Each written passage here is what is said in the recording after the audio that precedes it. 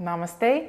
Hello, hello, and welcome everyone. I'm so excited to have you today for the fifth and final day of setting up and keeping up your regular restorative self-practice.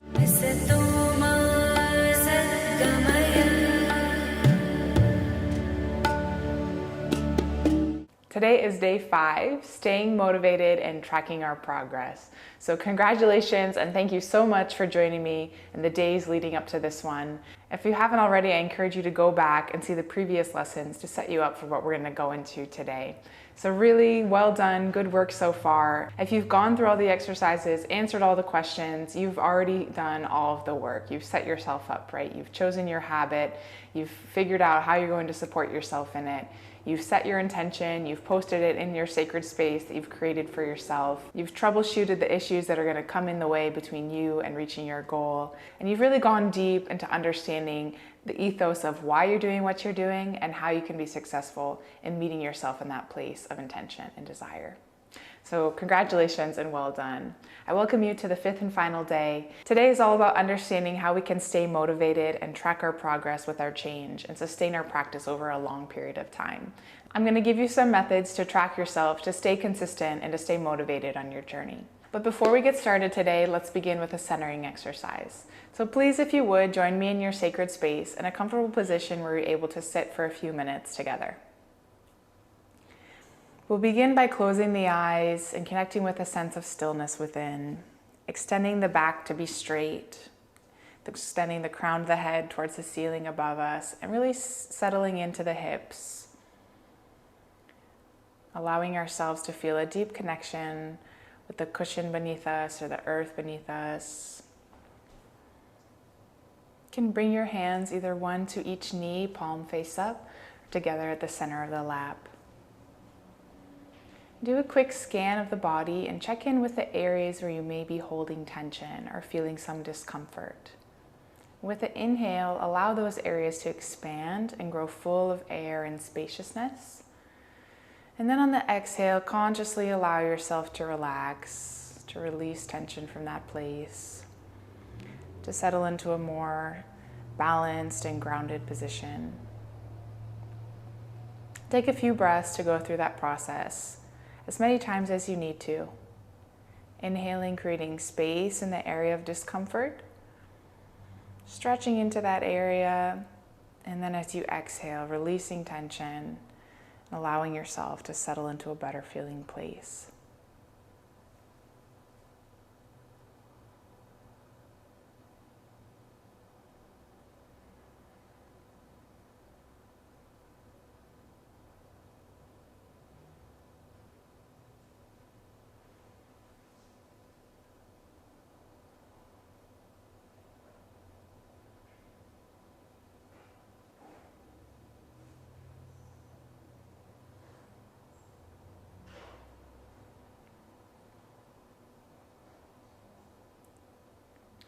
Now bring your attention to the area of the center of the chest and the heart space.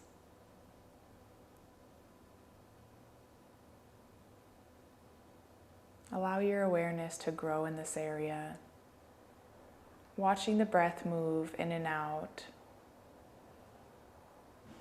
releasing any thoughts or feelings that you may be carrying with you.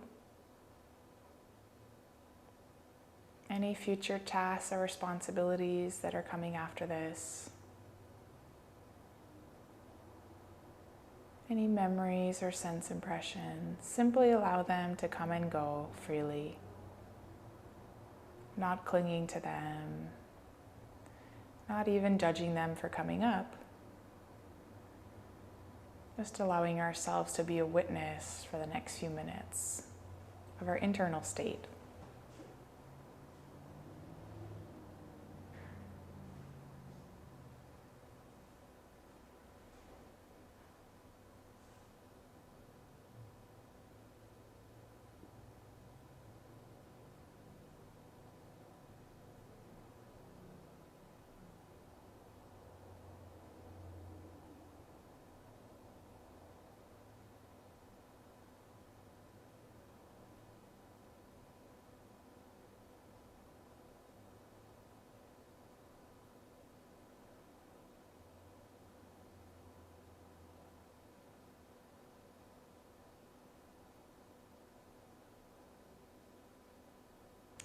Watching the self like a happy host or hostess, just smiling at the guests, whoever comes, and welcoming them to be just as they are.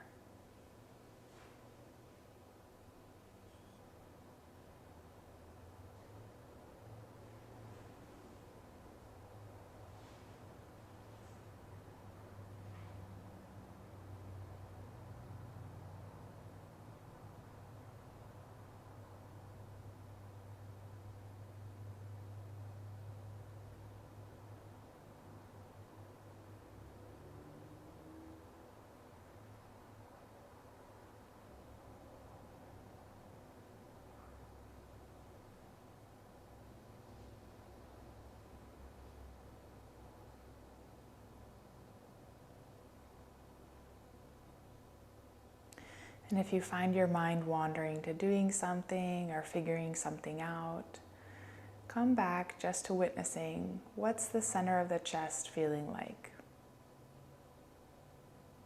What are you able to be aware of in this space?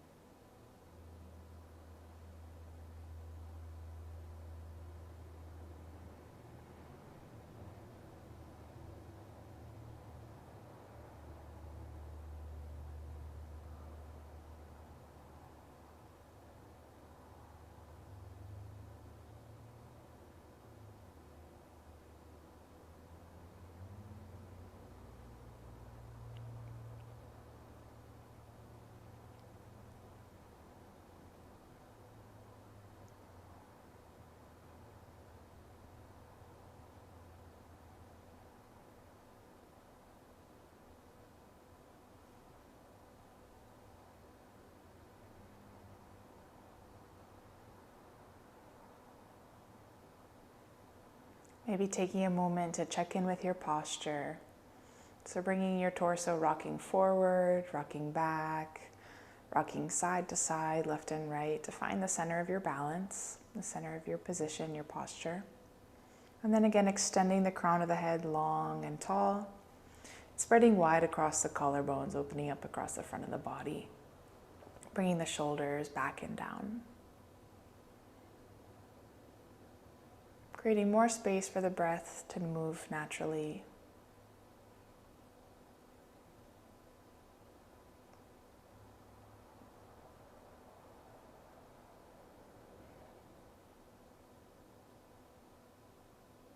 And again, relaxing tension you may be holding in the arms, in the hands, any gripping you're holding in the legs.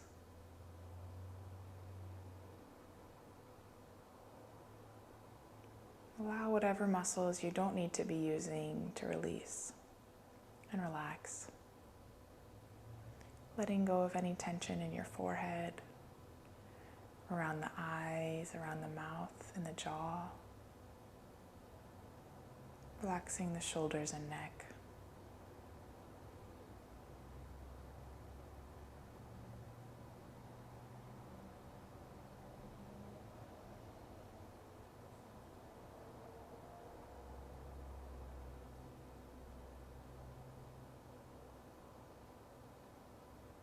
Simply witnessing the sensations at the center of the chest. And if you feel your mind wandering, so using the breath as a focus point in this area of the body, following the cadence of the inhale, its upward movement in the body. Simply witnessing and allowing the exhale to be your center of attention. Inhale, just knowing you're inhaling. And exhale, fully focused and attentive to that exhale.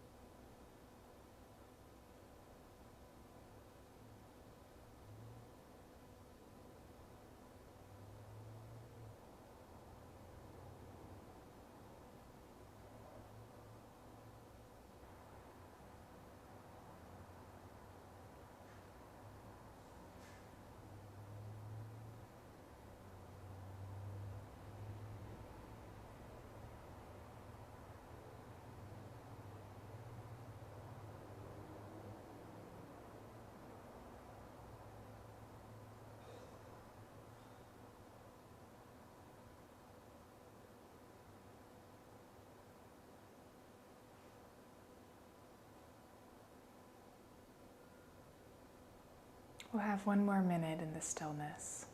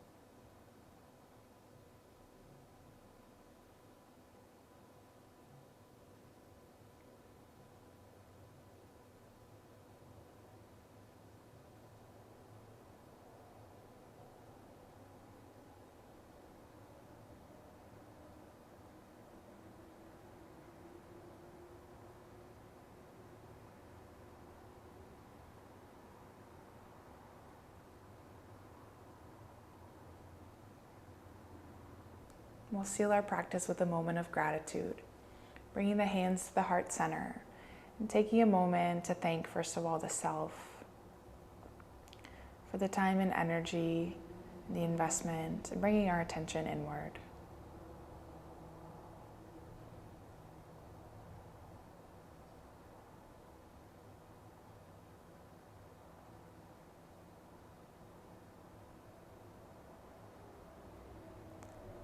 And then we'll take a moment to thank one another and all of the events that had to take place to allow this moment of reflection to be possible.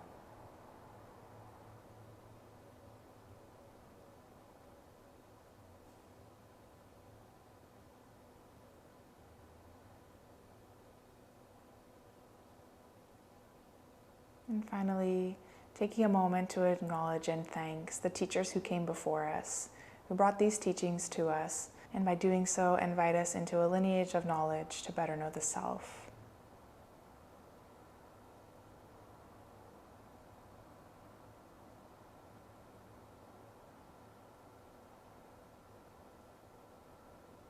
And when you're ready, you can release the hands and open the eyes.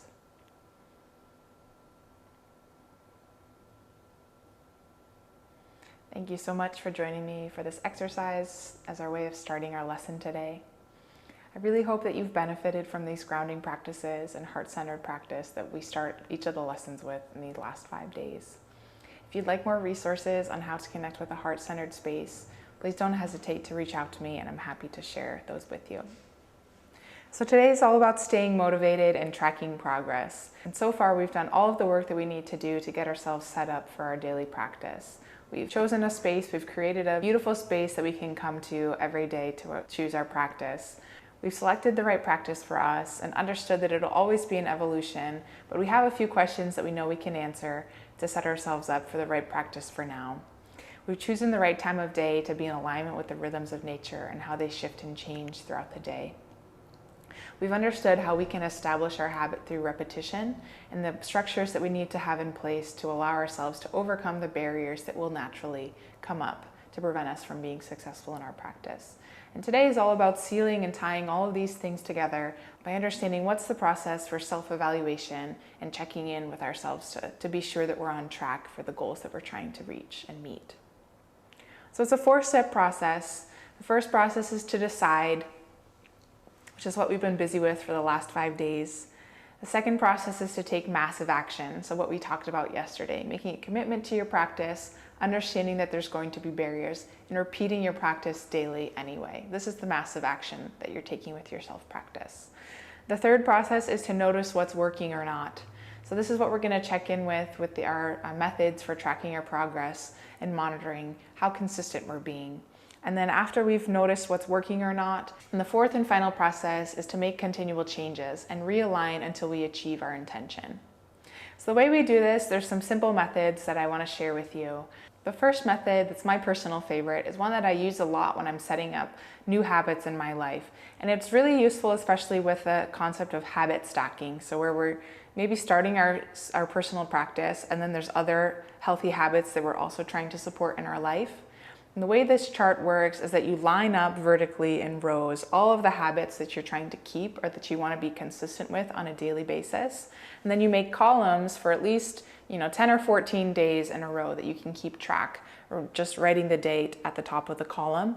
And then in each of the boxes, if you completed your self-practice for today, so you just put a little X in the box. And the whole purpose of keeping this chart is to have as long a string of X's as possible. And so this will be on each of the rows that you choose. You want to have an X in the box, ideally every day, for the chart that you're creating.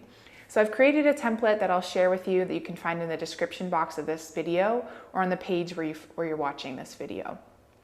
And this is something that you can print out and complete, fill in the dates for whatever the time frame is that you're dealing with. And I encourage you to print out, if you're wanting to sustain your practice for multiple months before you know that you're really in line with it and going to be keeping it up long term, I encourage you to print out all of these sheets all at once and fill in the dates all at once, so that you're not having to continually go back and refresh your motivation to keep up with it and to track it, but you've already made a commitment to, you're going to track it, and it's already filled out for you all of the dates, and all you have to do is mark the X when you're successful in your practice. Hopefully you'll grow to be really motivated to keep a long string of these X's and not to see a break in it. The American comedian Jerry Seinfeld is famous for using this technique, and his greatest advice to young comedians who are wanting to improve their craft is to write jokes every day. And this is a method that he uses to keep track of his practice. So I think he uses a monthly calendar where he's able to see all of the days in one quick flash, and he just marks an X on all the days where he's writing jokes. And so then when he's able to look back and see quickly the whole month at a glance, he's able to see how consistent was he and how long of a streak of X's does he have in his month. Not that we can't ever take a break in our practice, but that the more we're seeing blanks in our chart, the more we see an interruption of the energy that we're wanting to align with in our life. And these interruptions are opportunities for us to break our motivation and certainly break the momentum that we get when we're being consistent day to day and have this long string. So the first method that I am offering is this chart. And the second method is similar, but a little more introspective, is the opportunity to use a journal to keep track of your practices. So I recommend doing this in addition to the chart so that you have this visualization of being able to at a glance see how consistent was I. But I find that a journal can be a really helpful step to go even further into understanding, why am I being consistent with my practice, or what's the motivation that's helping me to stay in this good feeling state that's supporting my practice? Or on the days where I'm taking a break, being able to keep track of what was happening internally, or what was the story going on in my mind that kept me from being successful in my practice that day. Did I get too busy? Was I too focused on other things? Was I not making it a priority for energetic reasons or for emotional reasons? Or was there some stress or overwhelm that I wasn't prepared to deal with that kept me from my practice that day or those days? So anytime there's an interruption in our daily practices or in any of the habits that you're wanting to keep up in your chart, if you see a blank on the X at the end of the month and you want to do some further investigation into why that happened or why there was a few days where you didn't do your practice, a journal can be a really helpful way of keeping record of just how you're feeling that day, what you're dealing with. And even if you're not in the moment able to identify what's going on with you to keep you from being consistent in your practices, being in the habit of keeping a daily journal will help you to check in with where you were emotionally and what was going on in your life at that time. Because chances are when you look back at the end of the month, or especially a few months later, and you're looking at where are the gaps in your practice or where are the places where you're able to find some improvement, you probably won't remember what was going on with you that day, or what you were feeling inside, or what was the stressful thoughts that was interrupting your habit. So really getting in this habit of keeping a daily track of what's going on with you, even if it's just a few lines, you'll be able to kind of bring yourself back to that memory of that time and that place just by rereading a few lines of entry that are coming from your own inner narrator of your circumstances. So these methods of the calendar, the chart, and the journal are really ways for us to be accountable to our own self, or they're really internally motivated progress trackers. And the next two ideas are opportunities for you to connect with a wider audience or with an external form of motivation. So studies show that internal motivation is really the superior mode for making lasting change in our habits. When we have an internal experience that motivates us and keeps us in alignment with our intentions, this is a more permanent change. Whereas when we have an external presence or external person putting rules or regulations onto us, we're more likely to sustain and maintain this internal resistance, so that when those exterior guides are absent, we're much more likely to come back to our ground level and have to build from that internal internal motivation once more. So these external motivators are good and they certainly have their place. And especially if you're struggling at first, I really encourage you to reach out for additional resources that are coming from an external motivation place. But that being said, it's not the end all and be all. So the first option for external motivators is to come up with an accountability partner. So there's lots of resources for this that you can find either in person or even online of somebody who's trained to hold you accountable to your goals and is able to check in with you and ask you the right questions to really get at if you're not being consistent or if you're struggling with your motivation, what's really going on, and then to redirect that to come back into alignment with your goals. So even apart from trained professionals who you're likely to pay a fee to be in partnership with, there's so many resources also on social media platforms or on different social networking websites. For example, Facebook, where you can find an accountability group. There's a group of people who are there to encourage one another and to listen when things aren't going how you intended and to help encourage you to realign with your goals and get back into step with your routine. The second option for an external accountability is a little bit more involved. It's the next step, and that would be a coach. This is something that we touched on in the second lesson when we were choosing what our habit was and who was going to help us to support us. But aligning with a coach and finding somebody who really matches with your energy and your intentions is really worth the investment. If this is something that you're wanting to sustain for at least this season of your life, if not the rest of your life, really ask yourself, is it worth it to invest in a coach that will help you to align with the basic teachings of what it is that you're learning and to really get a good foundation, a base work that you can then grow from on your own. And sometimes having this initial experience of partnering with someone who's able to guide you and to motivate you from the outside really cultivates this internal motivation as well. So when we're getting the foundation work from somebody who has experience and has gone through this process, not just within themselves, but with many other people who are just starting, we're kind of aligning in a groove that's already been dug out, if that makes sense. So we're not making a new path for ourselves. We're walking a path that's already has markers, pacing, a map. It's already been developed for people just like you who are ready to start their journey and need some additional support. I really encourage you to do your homework and find a coach that aligns with your values if you're wanting to do the utmost support for maintaining your progress, at least in the short term. So you may soon come up with your own methods or already have some in mind for how you can stay on track and then keep track of how you're doing, staying motivated and tracking your progress. I encourage you to choose at least one of these 4 methods of keeping a chart, writing in your journal, finding an accountability partner or a group, or investing in a coach that will be able to help you and support you as a way of aligning with your intention and being sure that you're taking this additional step of supporting yourself towards your goals. So again, we'll look at these 4 steps or kind of a life cycle of our inner revolution and what happens when we start to undertake a new habit. So I encourage you to write these steps down and come back to it as a reminder that this is a totally natural and normal evolution for your progress. The first step is to decide what you're going to do, to decide what's the practice that you're going to use and how you're going to apply it. The second step is to take massive action. So begin to repeat this habit with the consistency that you've chosen. So even if it's not daily, maybe it's a couple times a week, 3 to 5 times a week, or maybe it's multiple times a day. But really committing to what's the massive action look like for you and what's the ultimate shift that you're trying to make in your life. So really not shying away from a strong commitment. So decide what you're going to do, take massive action, and then third, notice what's working or not in your progress and your decision to take this massive action. Be honest with yourself by keeping track of how it's going and keeping these simple visual way of seeing, am I being consistent with my practice or not? So is it working or is it not? Am I aligning with my intention or is there some shift I need to make? And then once you've noticed what's working or not, the 4th step is to make changes continually, to realign until you've found what's going to work for you, until you've been able to align and achieve your intention.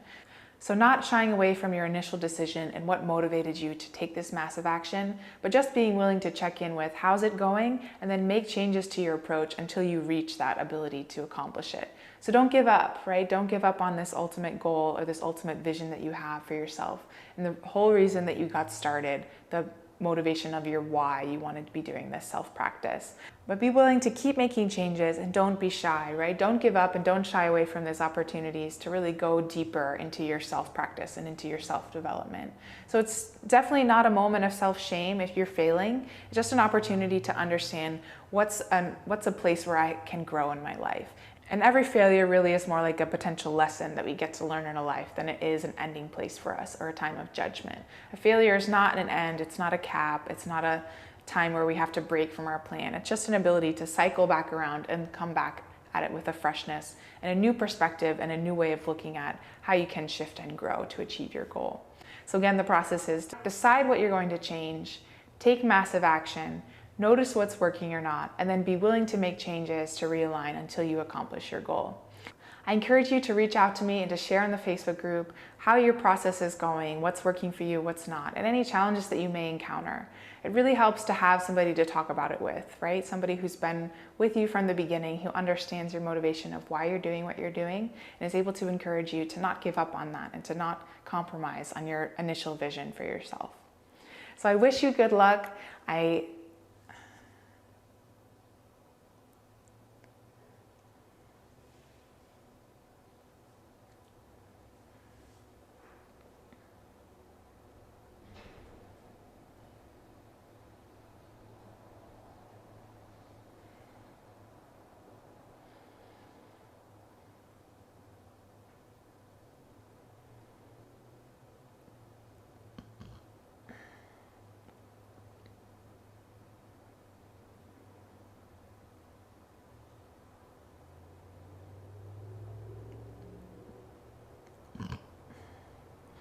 So staying motivated and tracking our progress is all a conversation about consistency and persistence.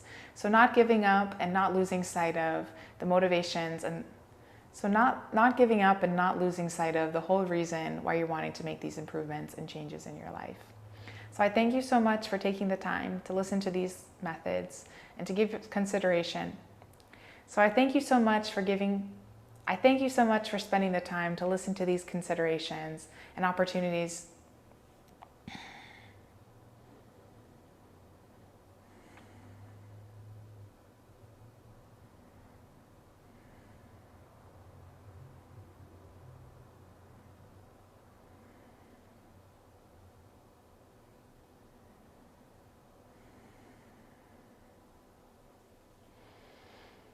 I thank you so much for taking the time to listen to these options and these methods that you can use to track your progress. But listening to and understanding and intellectually knowing is the easiest step, right? The hard part is following up on it and taking action on what you know to be true.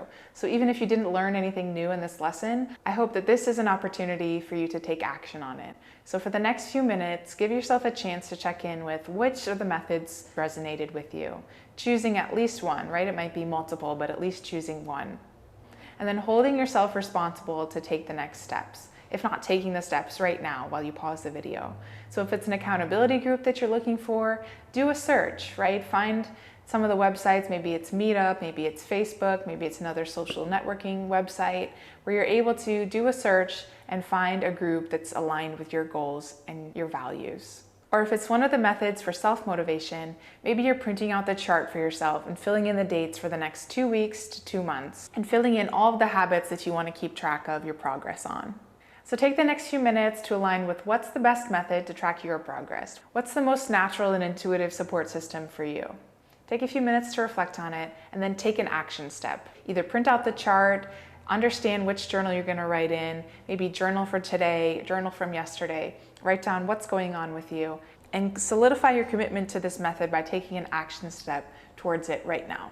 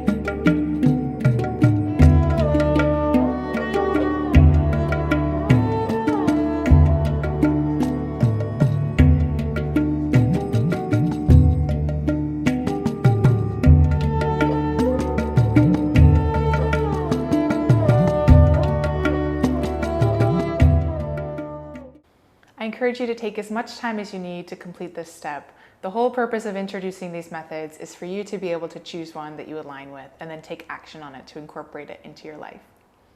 So in any major change we make in our life, the first few steps are always the hardest, right? Because these are the steps where we're generating the momentum that's going to support us in making the change and sustaining it over a long period of time. So don't be frustrated if these first few steps are really hard or you're coming up with some internal block maybe you're not even able to name.